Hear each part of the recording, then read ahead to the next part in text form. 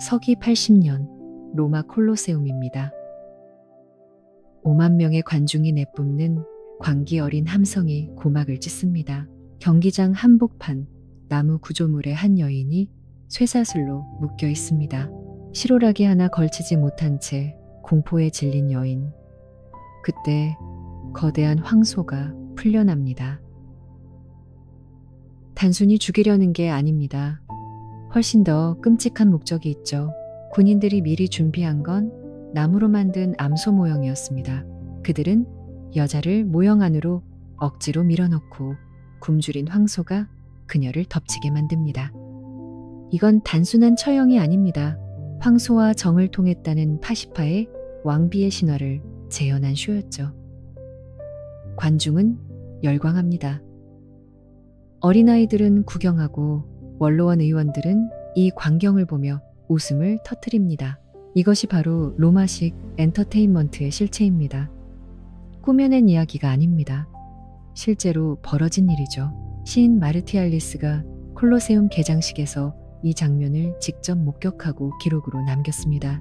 그는 이렇게 적었습니다. 우리는 황소와 결합한 파시파에를 보았다. 고대의 전설이 황제 앞에서 피비린내 나는 현실이 되었다. 인류 역사상 가장 위대한 제국 로마, 법과 수로, 철학을 꽃피웠던 그들이 집단 성범죄를 온 가족이 즐기는 오락으로 둔갑시킨 겁니다. 오늘 여러분은 로마가 경기장에서 벌였던 가장 잔혹하고 뒤틀린 그야말로 짐승보다 못한 쇼들을 목격하게 될 겁니다. 할리우드 영화도 차마 보여주지 못하고 학교 선생님도 절대 가르쳐주지 않는, 하지만 로마인들이 아주 상세히 기록해둔 역사죠. 이건 단순한 광기가 아니었습니다. 철저한 정치였고 프로파간다였으며 대중을 통제하는 수단이었습니다. 그리고 완벽하게 합법이었죠. 왕관과 단검에 오신 걸 환영합니다. 여기선 검열 따윈 없습니다. 로마가 당신이 영원히 있길 바라는 추악한 진실만을 다룹니다. 콜로세움 하면 늘 용맹한 검투사만 떠올리게 하죠. 하지만 이런 잔인한 이면은 절대 말해주지 않습니다. 왕관과 단검은 매주 세상이 외면하고 싶어하는 가장 소름 돋는 이야기들을 파헤칩니다. 날 것 그대로의 역사를 마주하고 싶다면 구독과 좋아요를 눌러주세요. 지금부터 나올 내용은 훨씬 더 잔인하니까요. 기원 후 1세기에서 4세기 사이에 로마, 인구 6천만 명의 거대 제국. 그 모든 주요 도시에는 공통점이 하나 있었습니다. 바로 경기장이죠. 로마 영토 전역에 무려 250개가 넘는 원형 경기장이 건설되었습니다. 콜로세움 하나에만 5만 명의 관중이 매일같이 들이닥쳤습니다. 확실히 알아두셔야 할 게 있습니다. 이건 어쩌다 벌어진 폭력이 아닙니다. 산업화된 죽음 그 자체였습니다. 역사학자 에우트로피우스의 계산에 따르면 400년 동안 로마 경기장에서 죽어나간 사람만 40만 명이 넘습니다. 도시 하나가 통째로 오락을 위해 지워진 셈이죠. 티투스 황제는 콜로세움 완공을 기념해 100일 동안 축제를 열었습니다. 그동안 9,000마리의 짐승이 도살당했습니다. 오직 재미를 위해 매일 90마리씩 죽여댄 겁니다. 다키아를 정복한 트라야누스 황제는 한술 더 떴습니다. 123일 동안 축제를 벌이며 10,000명의 검투사와 수천 명의 포로를 죽음의 구렁텅이로 몰아넣었습니다. 철학자 세네카는 이 지옥 같은 경기를 보고 소름 끼치는 글을 남겼습니다. 인간들 사이에 있다가 돌아오니 나는 더 탐욕스러워졌고 더 잔인해졌으며 더 인간성을 잃었다. 그는 점심시간에 벌어지는 처형식을 지켜봤습니다. 12개 묶인 죄수들, 그리고 굶주린 채 풀려난 사자들. 관중은 희생자가 죽기 전까지 얼마나 오래 비명을 지를지 내기를 걸었습니다. 그게 그들의 점심 오락이었습니다. 도대체 왜 그랬을까요? 경기장은 다른 어떤 기관도 할 수 없는 일을 해냈기 때문입니다. 바로 쾌락을 통한 복종을 가르치는 거죠. 사람이 찢겨나가는 걸 보며 로마의 적이 되면 어떻게 되는지 뼛속 깊이 새기는 겁니다.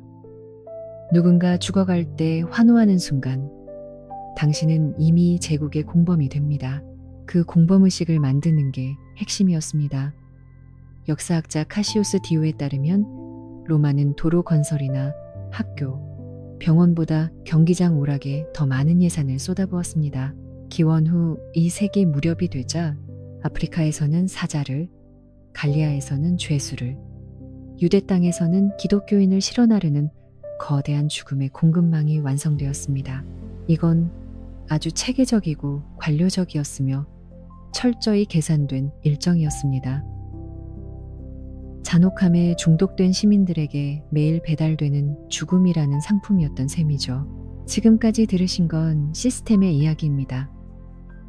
이제 그 모래 위에서 실제로 어떤 추악한 일들이 벌어졌는지 보여드리죠. 인류애가 죽어가는 현장에서 5만 명을 열광하게 만든 그 쇼들. 그 시작은 피로 물든 어느 장례식이었습니다. 기원전 264년 새아들이 죽은 아버지를 기리고 싶어 했습니다. 기도가 아닌 피로 말이죠. 그들은 노예 새쌍에게 무기를 쥐어주고 가축 시장에서 서로 죽이게 했습니다. 소똥 냄새와 연기가 자욱한 그 불쾌한 곳에서 말입니다. 이건 단순한 구경거리가 아니었습니다. 무누스, 즉 죽은 자에 대한 의무라고 믿었죠. 이 관습은 로마의 적이었던 캄파니아와 삼리움 사람들에게서 온 겁니다. 떠도는 영혼이 안식을 찾으려면 반드시 피가 필요하다고 믿었거든요. 하지만 로마의 권력자들은 여기서 다른 가능성을 봤습니다. 바로 권력이죠. 피냄새 진동하는 장례식은 부의 상징이었고 잔혹한 연출은 곧 절대적인 지배력을 뜻했습니다. 기원전 3세기에 이르자 정치인들은 이 장례 경기를 선거용 도구로 쓰기 시작했습니다. 원로원은 이를 경건한 행위라 포장했지만 대중은 그게 정치 쇼라는 걸 이미 알았습니다. 검투사의 갑옷조차 메시지를 담고 있었죠. 삼리온 검투사는 로마에 정복당한 적들의 장비를 그대로 찾습니다. 칼 한 번 휘두를 때마다 로마의 승리가 재현된 겁니다. 죽음 자체가 프로파간다가 된 셈이죠. 임시 나무 관중석은 점차 거대한 원형 경기장으로 바뀌었습니다. 폭력을 숭배하는 신전이 세워진 겁니다. 죽음은 늘 같은 메시지를 속삭였습니다. 로마는 인간을, 군대를, 심지어 죽음조차 지배한다. 장례 경기가 시작이었다면 그 다음 단계는 경기장을 로마에서 가장 잔인한 극장으로 탈바꿈시켰습니다. 로마인들이 깨달았거든요. 평범한 죽음보다 이국적인 고통이 더 잘 팔린다는 사실을요. 북아프리카의 사자, 코카서스의 표범, 나일강의 악어, 사막을 가로질러 끌려온 기린들까지 그 짐승들은 신비로운 구경거리로 온 게 아니었습니다. 오직 잔인하게 죽기 위해 이곳으로 불려온 것이죠. 그곳은 사냥터가 아니었습니다. 피비린내 진동하는 사륙의 축제였죠. 로마인들은 이걸 베나티오네스, 즉 사냥이라 불렀지만 사실은 전혀 달랐습니다. 그것은 자연 그 자체에 대한 공개 처형이었습니다. 기원전 46해 율리우스 카이사르는 유럽 최초로 기린을 끌고 오며 이 잔혹한 유행을 선포했습니다. 로마인들은 그 짐승을 카멜로 파르딜루스라 불렀습니다. 적당한 단어조차 없었으니까요. 하지만 이름 따위가 무슨 소용이었을까요? 그 짐승은 곧장 모래바닥에 던져져 갈갈이 찢겨나갔습니다. 메시지는 단순하고 강력했습니다. 로마가 세상에서 가장 낯선 괴수조차 잡아올 수 있다면 그 무엇도 정복하지 못할 것이 없다는 오만이었죠. 사륙은 광기처럼 번졌습니다. 콜로세움이 처음 문을 열었을 때 티투스 황제는 단 한 번의 축제 기간 동안 9,000마리가 넘는 동물을 죽음으로 몰아넣었습니다. 훗날 고고학자들은 유골에서 기묘한 흔적을 발견했습니다. 뼈에 새겨진 건 의도적으로 굶주림을 견뎌야 했던 고통의 기록이었습니다. 사자와 곰은 관중이 원하는 빠르고 처참한 죽음을 위해 미리 기력을 빼놓았습니다. 그 화려한 무대 뒤의 물류 작업은 가히 지옥 같았죠. 짐승을 가둔 우리는 불타는 사막을 가로질러 끌려왔고 거대한 함대는 나일강을 타고 로마로 향했습니다. 조련사들은 매일 아침 신선한 피를 갈구하는 도시를 위해 목숨을 걸고 이 살아있는 전리품들을 날랐습니다. 데플리니우스는 탄식하며 경고했죠. 희귀한 종들이 고향에서 사라지고 있다고요. 사자, 표범, 코끼리, 수많은 생명이 멸종의 구렁텅이로 밀려났습니다. 콜로세움은 단순한 죽음의 극장이 아니었습니다. 그곳은 생태계를 박살내는 거대한 파괴의 망치였습니다. 동물들의 떼죽음은 군중을 열광시켰지만 로마는 그보다 더 자극적인 것을 원했습니다. 그들은 손에 땀을 쥐게 하는 서스펜스를 원했습니다. 승부는 이미 짜여 있고 고통만은 진짜인 그런 비열한 싸움 말이죠. 연극의 탈을 쓴 실전이었습니다. 검투사라고 하면 흔히 대등한 실력을 갖춘 두 전사를 떠올리죠. 하지만 진실은 훨씬 더 뒤틀려 있었습니다. 로마는 불균형에서 쾌락을 느꼈습니다.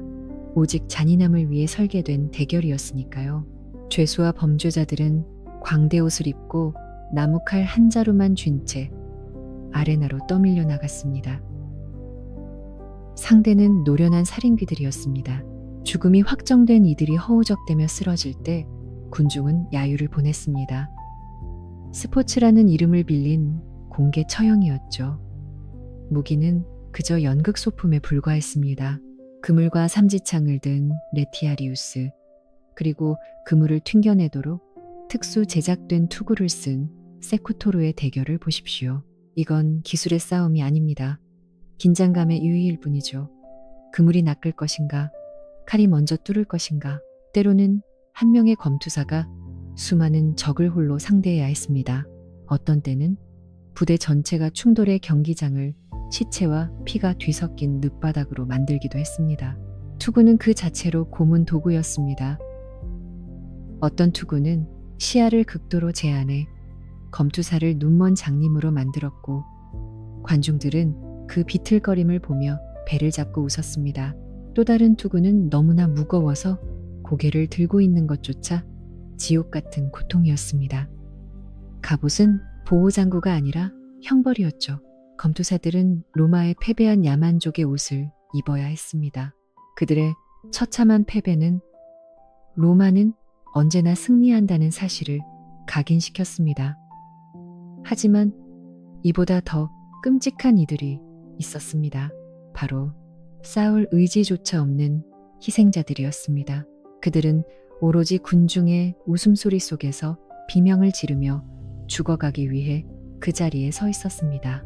정오가 되면 아레나는 죽음이 주연인 본격적인 연극 무대로 변했습니다.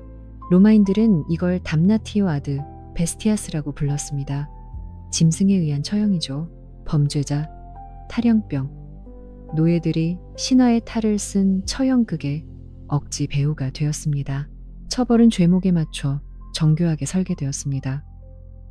도둑은 늑대에게 찢기고 방화범은 산채로 불타며 배신자는 사자의 밥이 되었습니다. 모든 장면은 실제 피로 쓰인 도덕극이었습니다. 사자들은 우리에서 풀려나기 직전까지 굶주려 미쳐 있었습니다. 구덩이에 갇힌 곰들은 막대기에 찔리며 분노를 폭발시켰습니다. 짐승이 단숨에 숨통을 끊을지 아니면 먹잇감을 가지고 놀지. 그 불확실성이 관중들을 광분하게 만들었습니다.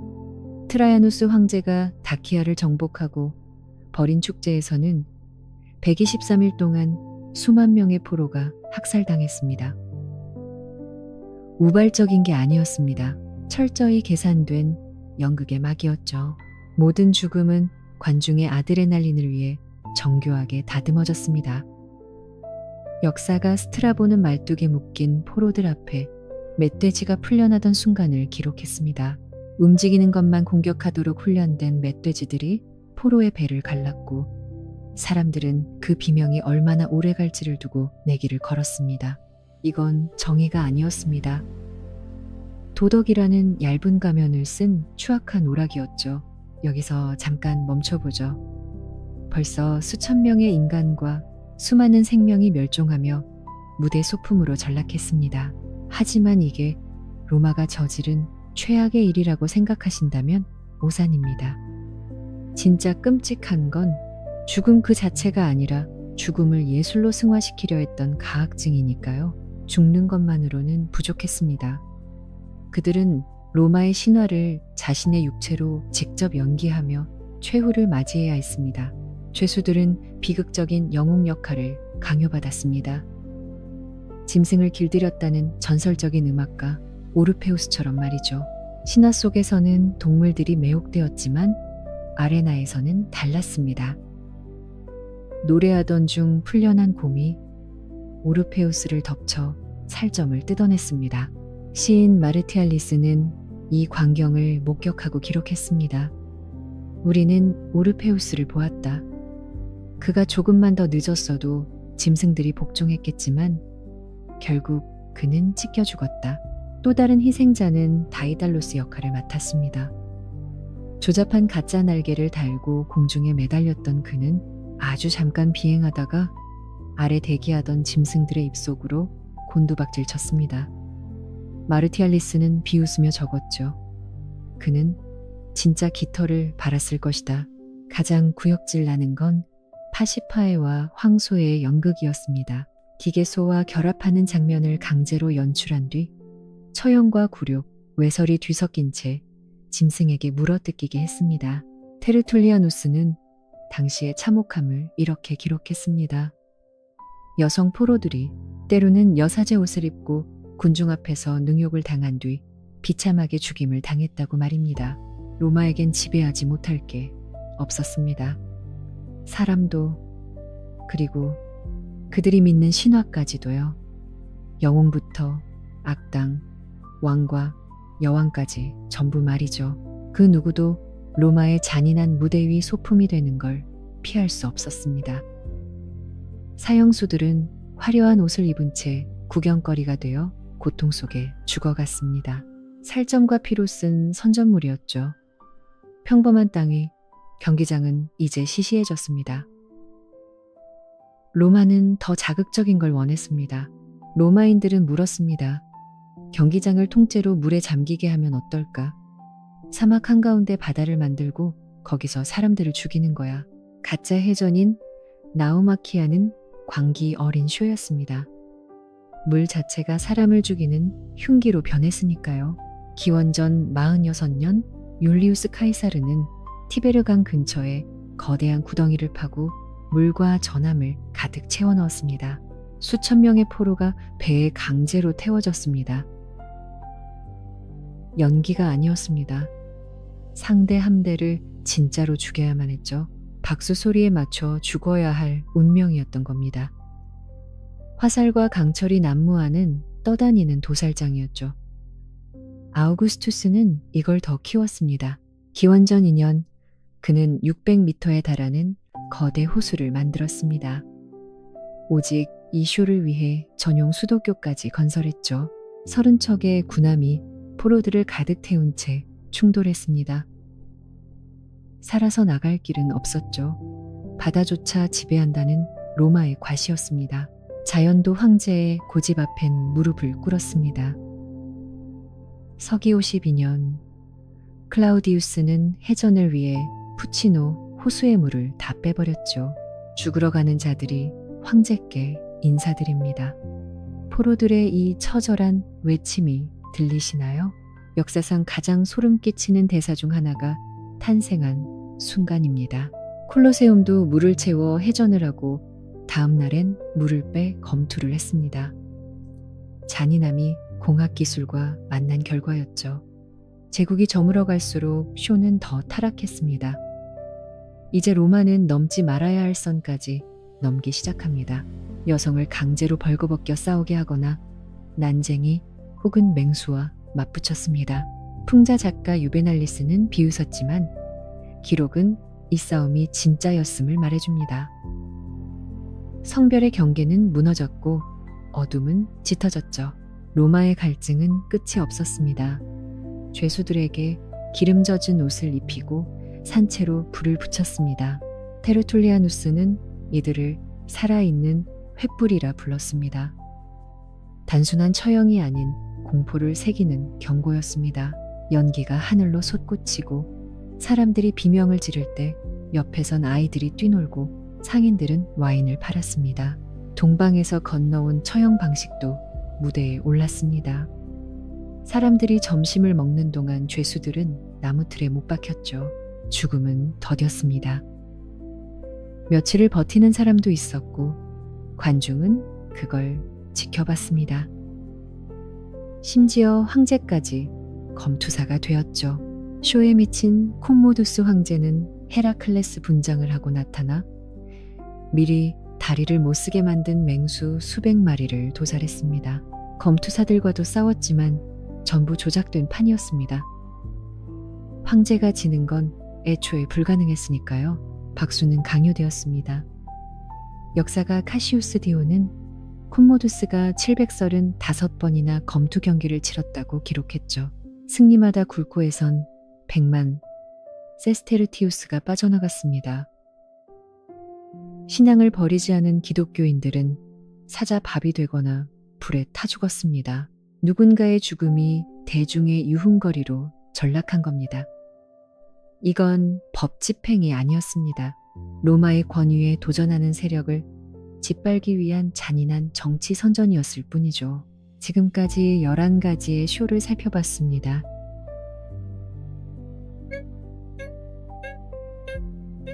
수십만 명이 죽었죠. 여러분은 어떤 게 가장 끔찍했나요? 신화 속 죽음을 재현하며 죽어야 했던 사람들? 살아있는 횃불? 아니면 광기 어린 해전? 댓글로 남겨주세요. 대체 유흥이 어디까지 가야 악이 되는 걸까요? 수백 년간 이어진 이 광기의 끝은 어땠을까요?